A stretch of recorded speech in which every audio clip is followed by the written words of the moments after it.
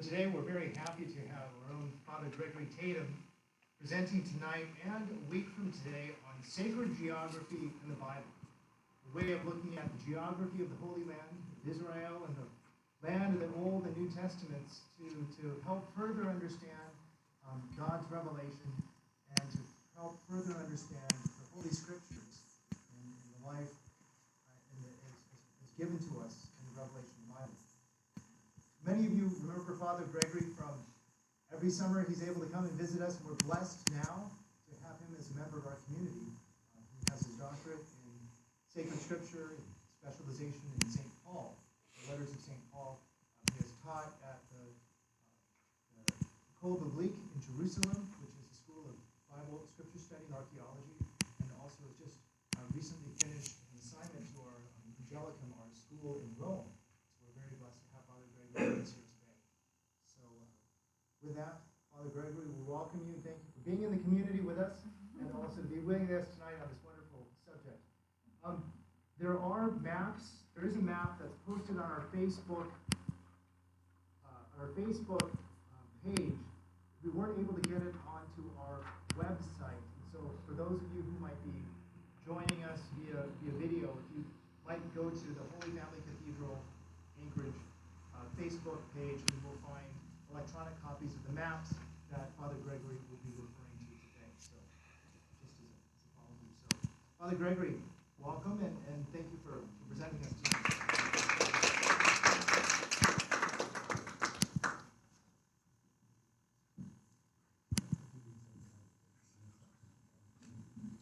In the name of the Father, Son, and Holy Spirit, amen. Our Father, who art in heaven, hallowed be thy name. Thy kingdom come, thy will be done, on earth as it is in heaven. Give us this day our daily bread, and forgive us our trespasses, as we forgive those who trespass against us. And lead us not into temptation, but deliver us from evil. Hail Mary, full of grace, the Lord is with you. Blessed art thou among women, and blessed is the fruit of thy womb, Jesus. Holy Mary, Mother of God, pray for us sinners, now and at the hour of our death. Glory to the Father, and to the Son, and to the Holy Spirit.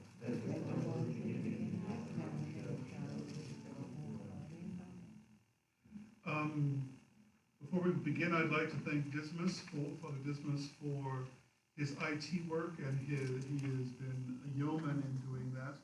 And I would also like to thank Father Andy for doing the dishes this evening, because I had made a mess in the kitchen. With cooking. Okay. It doesn't hurt to start in the beginning. In the beginning, God made the heavens and the earth. And he immediately declares, and what he saw, he declared it to be good. So the first thing to be said is that God did not create the world to be evil, in particular the land, but rather he created it to be good, as a reflection of his own goodness. So even the land itself mirrors the goodness of God. Now that's a lot easier to see when we're driving along and going past Birdwood, and we're seeing the beautiful mountains, the beautiful water of the Turnagain Arm, and all those sorts of things. Or if we're down in Seward, can look up and see the glaciers and see things. But it's also true in places that we think are dumps. Even those things that we consider to be deserts and lifeless and an eyesore, or the armpit of the universe, we really should recognize that no, even these places, because they are created by God himself, reflect God's goodness in some sense. If we look at sacred geography, we of course have to immediately, and first thing, look at geography by itself without the sacred part. So if we look at what becomes, in geographical terms, Palestine, or in theological terms, the land of Israel, we see that there is the first thing that jumps out at us is the Jordan Valley. To the left of the map, we see that there's the Mediterranean, and in the center, there's the Jordan Valley. It comes up from the Dead Sea, through the Jordan, through the Sea of Galilee, and it actually goes up to what is now called the Bekaa Valley, between what in antiquity was known as Lebanon, which is the coastal mountain range, and the anti-Lebanon, which is the other side of the valley. It's also, the region is also called Hollow Syria, Koilo Syria. It's called Hollow because of this valley. So it's a rather remarkable feature that you have going down to the Gulf of Aqaba, which is also called the Gulf of Elat. And you go up here and all the way into Lebanon and then to Syria, you have this valley system. Can anyone guess why there is this valley system? Place.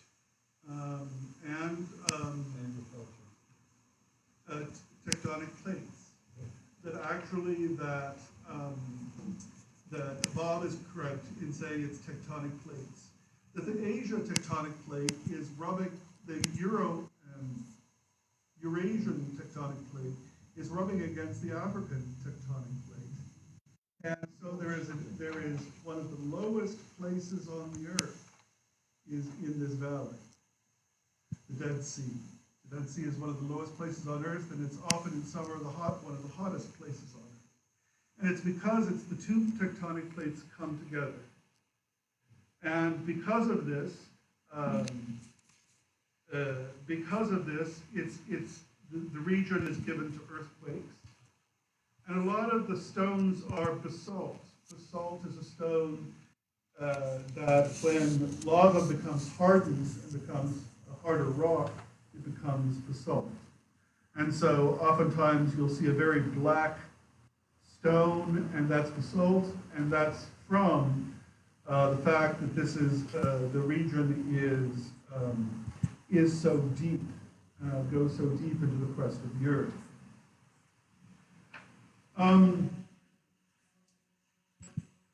Then you can see on the other side, there's the Mediterranean. Looking at the Mediterranean, one of the first things to notice is that there aren't a lot of natural harbors in the Levant. In this eastern seacoast, there aren't that many good harbors. And so, wherever there is a place where you can park a boat, people have parked a boat there since antiquity. In the modern age, because we've got we can put motors in boats, there is a greater possibility of having harbors. For example, on the map, you see Mount Carmel and Haifa Bay, and you say, "Oh, that looks like a great harbor." Except in antiquity, it wasn't a harbor. And the reason was the wind. Boats were powered by wind or by rowing, and the wind would immediately, if you had a boat parked in Haifa, it would be immediately pushed on the shore. It wouldn't be safe. So in antiquity, Akko was the harbor because it could be protected from the wind. But even with Akko, there just aren't that many places to park boats. And so that's a significant feature, because if this region is to trade with anything to its west, it's got to be from the few ports there are. You've all heard of Tyre and Sidon, up in what is now Lebanon, and their historical significance is that they had harbors, and therefore could trade with the West. Are there any questions at this point? Okay. The next thing we will point out, is that Palestine is, in some sense, in in the middle point, toward the middle point of the cradle of human civilizations in the Middle East.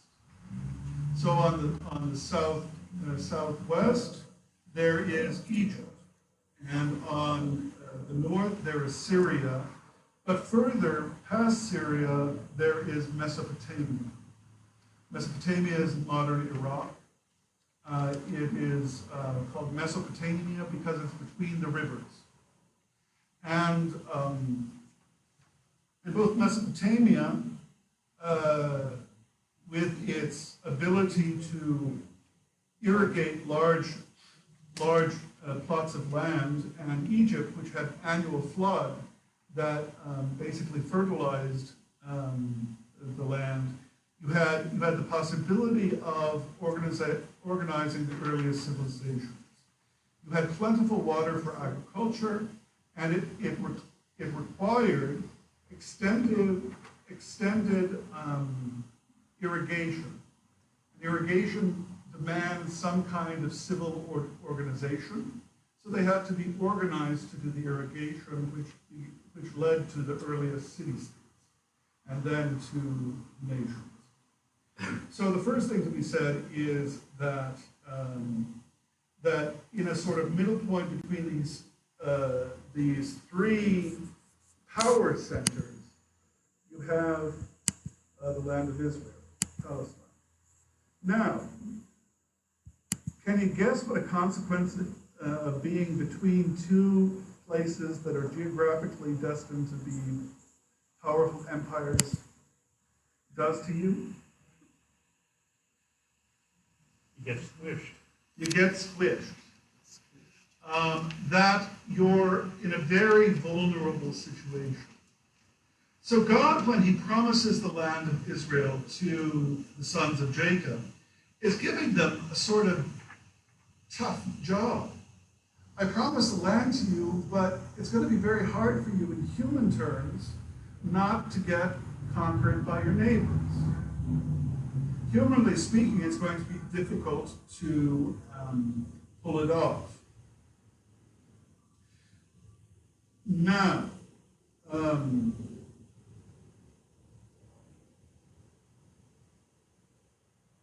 let's go back to the earliest history that we can verify in Israel. It's well, actually, the earliest history we can verify from extra-biblical sources is actually in the divided kingdom.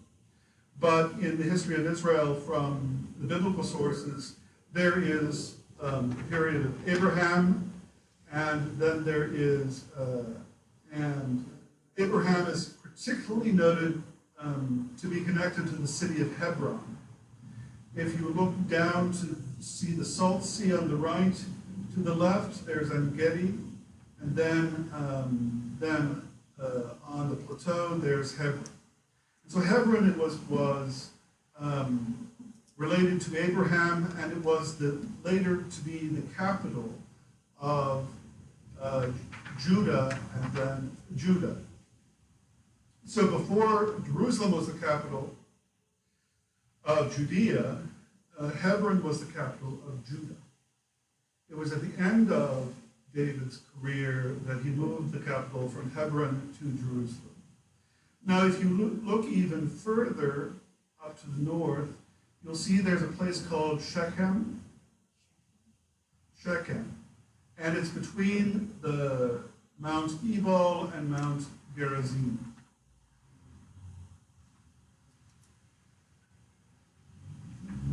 Now, Shechem was the traditional capital of the sons of Ephraim, and then for the northern kingdom of Israel.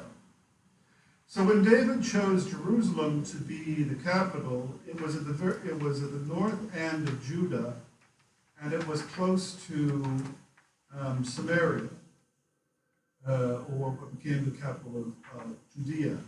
And so it was centrally located there.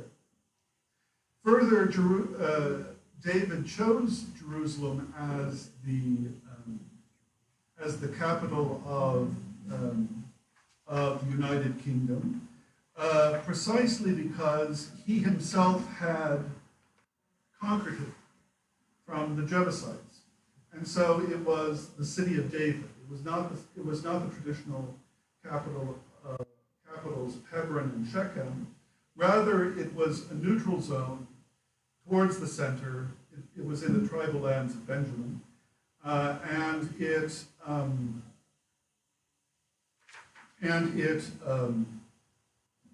it was a city he conquered, so it was connected to his dynasty rather than to any tribe. So it was it was a good political move. Now, later on, when there's the division of the kingdom into the north and the south, Jerusalem becomes the capital of Judea, and the capital of Samaria is Shechem, and then it moves a few other places. But Shechem is a much better place for a capital. In the Psalms it says, "And Jerusalem will be raised to be the highest of the mountains." Because Jerusalem, the Temple Mount, is not the highest of the mountains. Indeed, it's overshadowed by the Mount of Olives and overshadowed by the Western Hill. So Jerusalem, the Temple Mount, is this little hill, and it's overshadowed by bigger hills, both to the west and to the east. If you go to Mount Gerizim, which had the temple for the northern kingdom, it's actually quite a stunning mount, and the view from the top of that mountain is magnificent.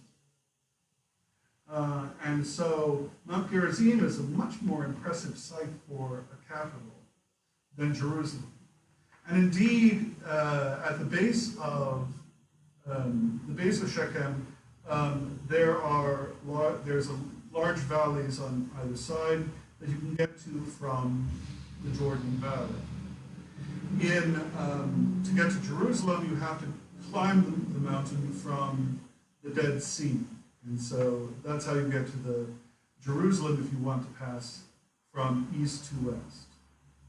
So again, God chose the humbler site and not the more impressive site for the capital of his people.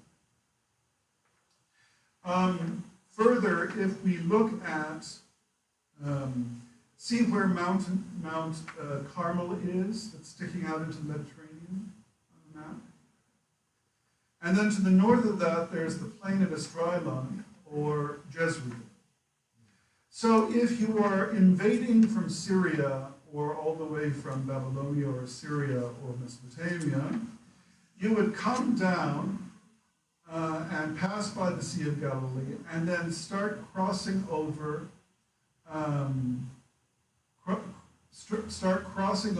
in the plain of Jezreel, and then the easiest way to get over Mount Carmel is at Megiddo, or Megiddo is across the valley. But if you want to pass over that mountain range, you cross at Megiddo. So invading armies from the north have to pass by Jezreel Valley and the city of Megiddo to go south along the coastal plain. And if you're invading from Egypt, you do the opposite. If you're going to get through this region, you're going to go through, go by Megiddo and then go by the Jezreel Valley.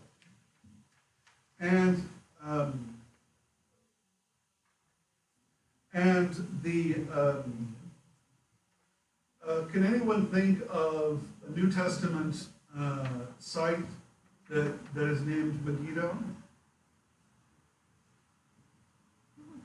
No, referred to in the New Testament. Armageddon. Armageddon is the mountain, the har of Megiddo, Armageddon.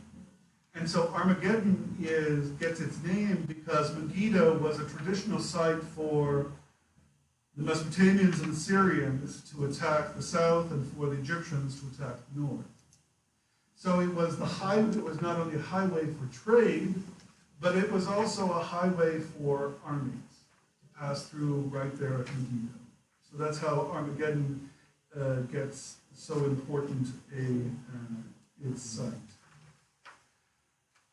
Now, so Jezreel is one of the ways to cross over, but to the south, there's also a way across.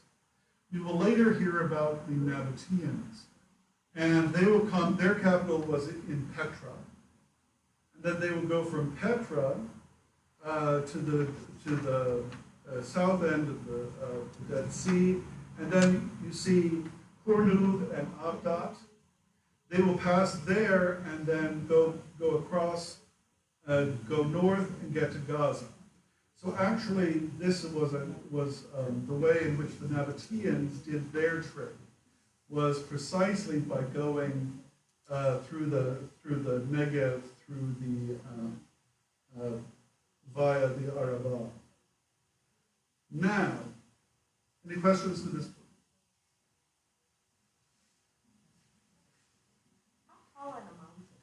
How tall are the mountains? That's a very good question. Google it. I don't know. So I'm dreadful with numbers. So Are they like numbers. Alaska's mountains, like the ones you see? No. They're shorter? They're short. No, the west coast of the U.S. has ginormous mountains compared to the rest of most of the world. Only the north of India with the Himalayas has a. Okay. Any other questions? What period are you talking about where these invasions are coming from? Throughout history. Okay, but this is Old Testament times. Yeah, it's Old Testament times, but even in the New Testament times, remember, to get to New Testament times, you have to, it's after Alexander the Great. So he passed through here, his successors passed through here. So, for example, the books of the Maccabees, in the books of the Maccabees, you see there's a big, there's continuous battles between the Seleucids, who were the successors of Alexander in Syria, versus the Ptolemies, who were successors of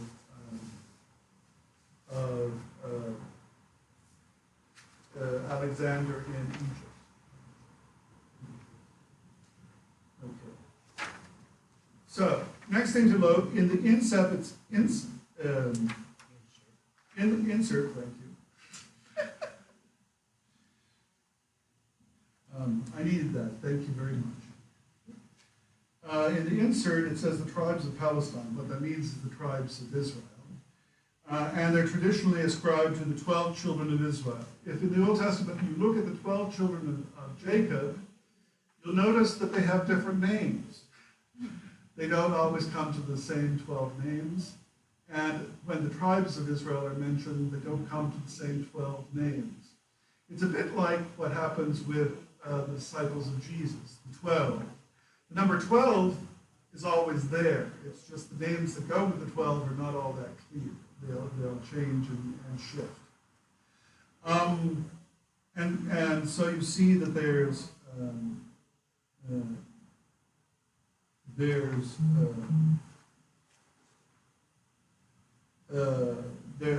different tribes are established in different places. On the other hand, the traditional boundaries from Israel are from Dan, up in the north, it says Laish, Dan, all the way down to Beersheba in the south. And so those are the traditional boundaries for the land of Israel. So it's a common expression from Dan to Beersheba. Got it? Okay.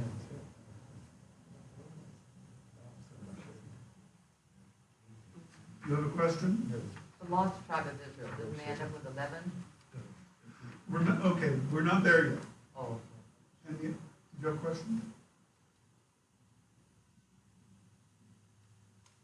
Okay.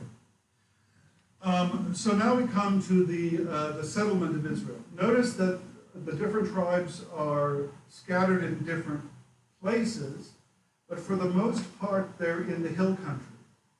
They're in the hill country of Galilee, they're in the hill country of Samaria, and they're in the hill country of Judah. So the earliest Israelite tribes are scattered among the hills. Now we have a slight problem historically, because on the one hand, we have the book of Joshua, where Joshua, the general who succeeds Moses, marches triumphantly throughout the land and kills or expels all the non-Jews, and Israel is conquered. The land of Israel is conquered. The problem is we also have the book of Judges, where the Israelites are hiding out in the mountain and all their neighbors are beating up on them. And it is almost certain that the vision of the book of Judges is the more historical. The book of Joshua is far more wishful thinking and what the Israelites wished had been the case. Sort of like the stories about George Washington and the apple tree. Now,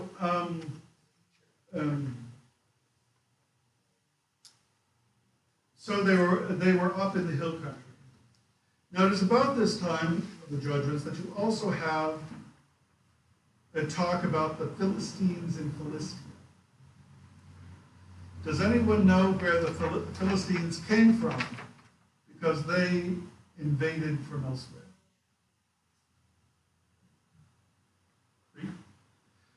Crete and probably somewhere in the Aegean. Their material culture seems very, very much from the Aegean Sea, that area with Greece, mainland Greece and Ionia on the west side. That seems to be where they started from, and they probably had. There's also material culture on Cyprus and Crete that is similar to what they have. Was this part of the whole Sea People invasion? Yes, they're the exact same time. So they're one of the Sea Peoples. And that's exactly right. Then it's also that Egypt was overrun by what the various groups that were called the Sea Peoples. And the Philistines were just a northern branch of the Sea Peoples. They also archaeologically have a very distinctive culture materially. So you can tell by their pottery, their tools, their houses, various things, that they come from a very distinctive culture set than the rest of Canaan. Canaan has a very different kind of material culture than do the Philistines. That's one of the problems with the early Israelites, is the early Israelites do not seem to be, their material culture is no different from the Canaanites. So it's unclear how you can say that they are invaders when their material culture seems to be native to the place. So it's an odd kind of paradox there. I'm curious, are the Canaanites, are they named for the region? Or are they Phoenicians? Or are they Sea People? I don't. They're named from the region of Canaan, and they're not Philistines. They're not Philistines. The Philistines are, as you pointed out, are Sea Peoples. Among the Sea Peoples, and they are invaders from Cyprus, Crete, the Aegean. But the Canaanites were there before the Israelis came in. Right, whereas the Philistines are invading about this time. Right. Further, if you want, the Phoenicians are simply the coastal. Phoenicia is the coastal Canaanites.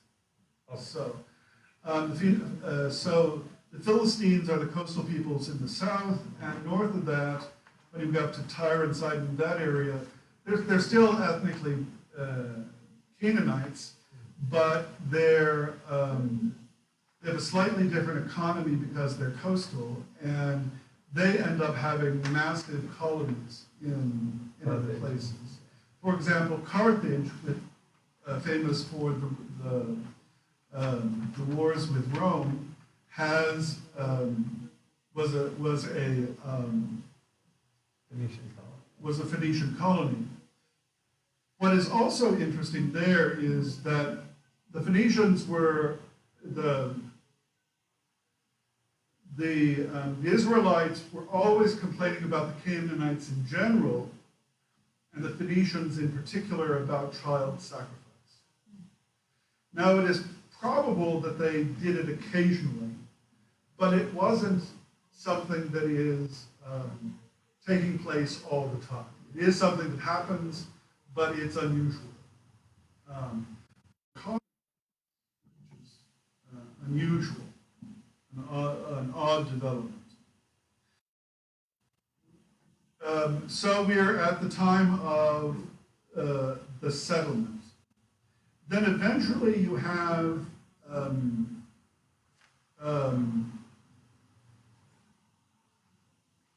and the settlement is after the time the exile in Egypt. So the early Abraham comes from Syrian Mesopotamia and then comes down here. Then his children go into exile in Egypt, and then they come back, and then they settle in the mountains. So we see that this is the sacred history that goes with these places. If you notice the way that the tribes are distributed, they're mainly in the high places, in the hill country. Also notice that to the right there's the kingdom of Ammon, and then below it there's the kingdom of Moab. And Gilead is in the north. What happens is that Reuben and Gad get displaced relatively early. So actually, the tribes of Gilead are the main Transjordanian Israelite tribe. Remember, of course, that the Levites are not given land in the land of Israel because they are to serve in the temples. But next week we'll talk about Jerusalem and temple worship and that sort of thing. So, how are we doing for time? Good, 7:30. 7:30, good. And, okay, so, we come to David. We come to Saul. Saul is the first king of both Judah and first king, and then he is not succeeded by his son Jonathan or by any of his other sons. He is succeeded by David, and so David is the first famous ruler who starts as being king in Hebron, and then he becomes king in Shechem as well. So he becomes the king of the United Kingdom of all the Israelites. His family soon gets squabbling, and they divide between the north and the south. When you look at the north and the north is the wealthier and more cosmopolitan region, and the south was the poorer, less cosmopolitan region. So if you look, so it is not amazing that the first time we hear of the Israelites in relation to diplomacy or international trade is from the northern kingdom and the children of Omri. So it is actually post-Davidic that we start hearing about Israel being some kind of regional power. And what we hear about is from the north. Now in the north, they have the Jezreel Plain, which is richly watered, and they get a lot more rainfall in the north than they do in the south. So between Galilee and the Jezreel Valley and then the Samaritan hill country, there are agriculturally far better off than the south. The south is far more arid. It requires far more water management than the north does. Eventually, when we get to the time of the Nabateans, places like Kurnub and Abdat have extensive agriculture, but that's because they build extensive water systems, cisterns and methods of distributing the water, so that even though it only rains in the winter, they store it and they're able to store it and distribute it so that they were growing foodstuffs and even grapes in the Negev, which is pretty amazing.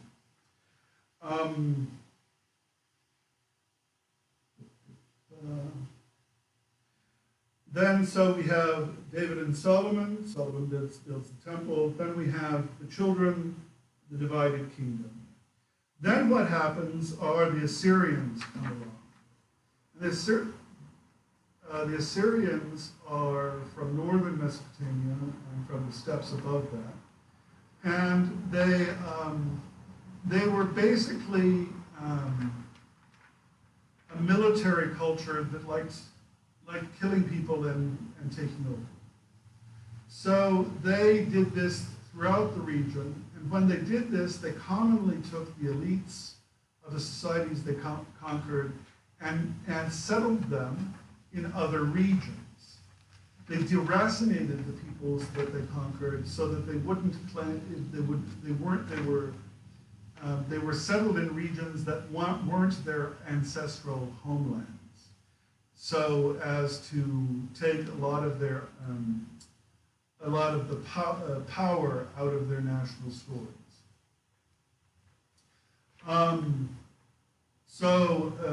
So first off, the Assyrians come down and they conquer Samaria, Israel, the northern kingdom, and take the elites off to Assyria.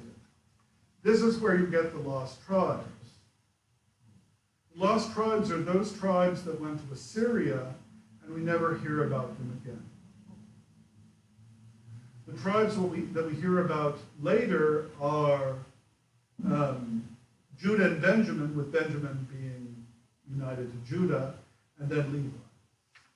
But apart from those three tribes, which eventually become two tribes, we don't hear anything else about these other tribes because they almost certainly assimilated in Assyria and did not come back.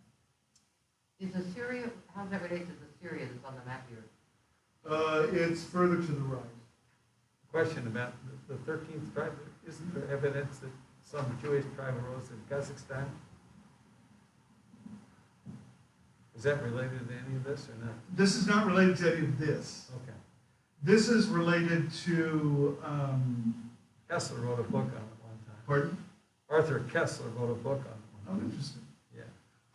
No, the ones in Kazakhstan are almost certainly from the time of the Khazars. Okay. And basically, it's about the same time that you have the Slavs are looking around for what religion they're going to choose. And so the Slavs had the choice of whether they were going to choose Eastern or Western Christianity or Islam. They rejected Islam and the Poles went with Latin Christianity and the Russians went to Greek Christianity. So at the same time, there were the Khazars. The Khazars said, well, the Slavs are choosing to be Christian, and the Arabs and everybody else down south are Muslims. We'll be Jews. So they made the diplomatic choice of not allying themselves with anybody, but rather taking on Judaism. So you had these basically Turkish horsemen who became Jews. And then, so the lost tribes are basically those tribes that go into Assyrian exile and don't come back. The Samaritans are the survival of those Israelites who were not taken into exile. So there were Israelites in the northern kingdom of Israel who were not taken into exile, and they remained in the country. And so they were the local Israelites who maintained their many forms of their own worship and customs. But notice that they only had the Pentateuch, they only had the Torah. They did not have the prophets or the writings, so they have an older, in some sense, form of what we call Judaism. When the Judeans returned from, okay, and then the Babylonians come along. And the Babylonians finished the work that the Assyrians started. The Assyrians did not conquer Judea because they didn't think it was worth their while. They thought tribute was sufficient. They didn't need to conquer it. But then the Babylonians, who succeeded the Assyrians, decided they wanted to conquer Judea as well. And so they conquered Judea and took the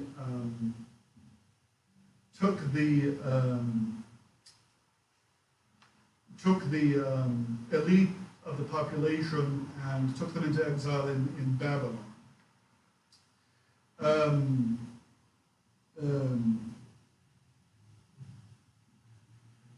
What year was that? 586. So, which time do we have? What time is it? How long do you want to go? What time is it now? 7:45. Okay. So, this gets up to the Persian period, which is fine. Now let's look a minute at what is the sacred dimension of the land of Israel, from Dan to Beersheba.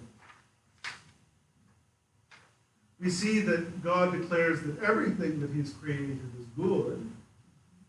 But why is this land called holy? Well, it is holy because in the Old Testament it is declared that this is the portion of God's own portion. That God has chosen the people of Israel as his own people and has chosen this land to be their land. And so it is the Holy Land because it is the land of God's holy people. Can anybody think of another reason why it's holy?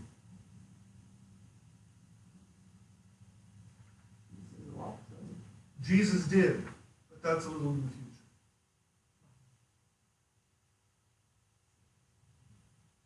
The temple's there because of the temple. And so because the temple is holy, the land in which it lives, it exists, is holy. Now, what is the opposite of holiness? There are two opposites of holiness. But the obvious one is sin. What's the other one that's not so obvious that is the opposite of holiness?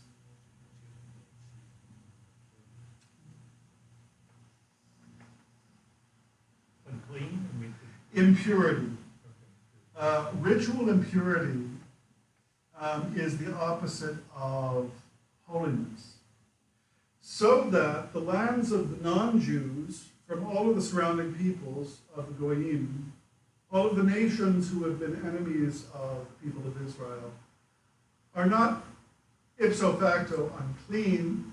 Later it will be, but right at this time, it is they need to be sanctified if they're to be able to go to the temple.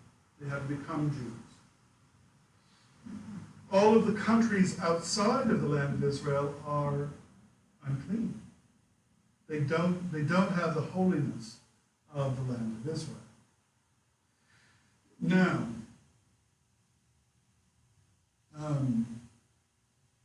are there laws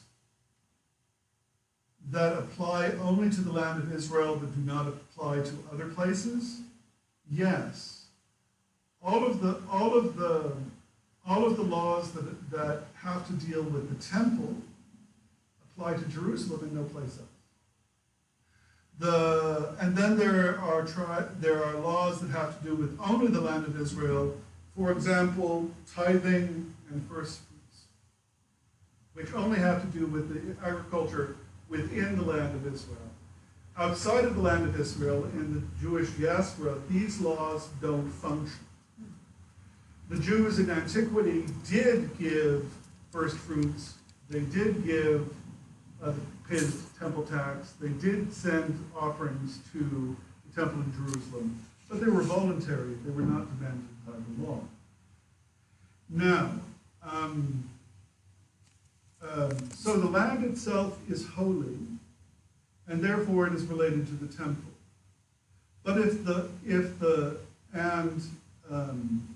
for all kinds of ritual impurities, there are kinds of purification. They're usually bathing with or without sacrifice and the passage of time. Those are the common elements for purification. But those have to do with only ritual impurity. Ritual impurity is not sinful. Ritual impurity makes you unfit for contact with holy persons, holy places, or holy things. So if we look at impurity, it is not to be related to sin. Ritual impurity is not sinful. For example, are menstruating women unclean? Yes. They're ritually impure. Is it sinful to be a menstruating woman?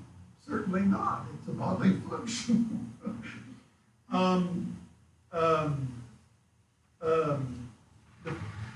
In the scriptures, there's a commandment to be fruitful and multiply.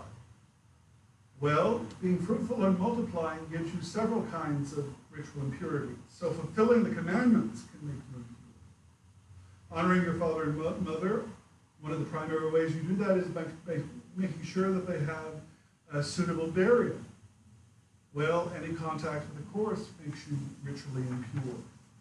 So the primary thing about ritual impurity is it's so that you have to undergo purification as the preparation to approach the temple.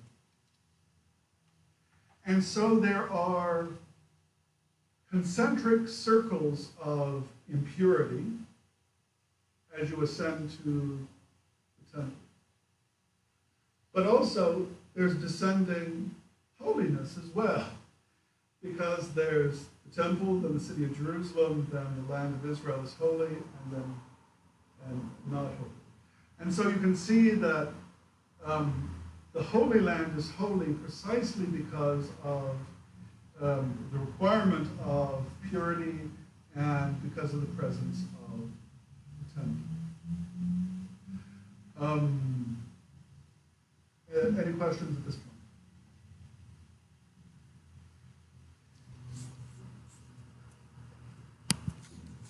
I've bored you all to such tears that Why was the temple never rebuilt? If that's there's one wall right now. yeah. You're talking about antiquity, that's what makes it holy. What happens when it gets destroyed? Remember, it was destroyed under the Babylonians, and it was rebuilt. So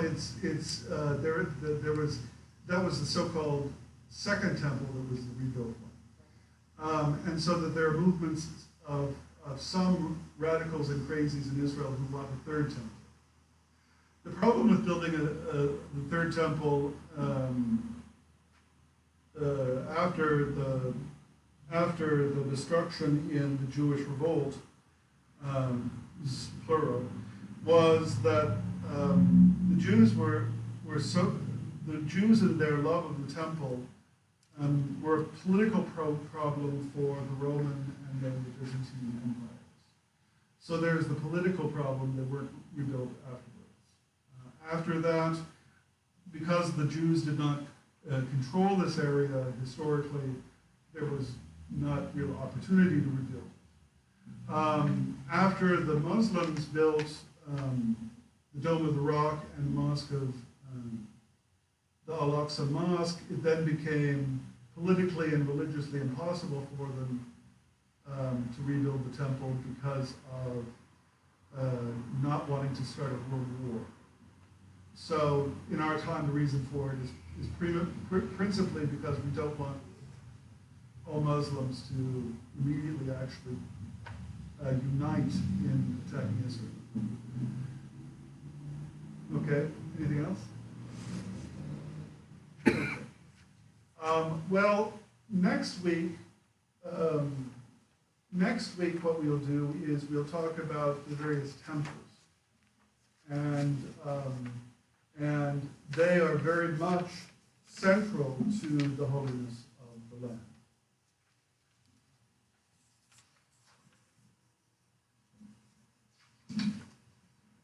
Okay?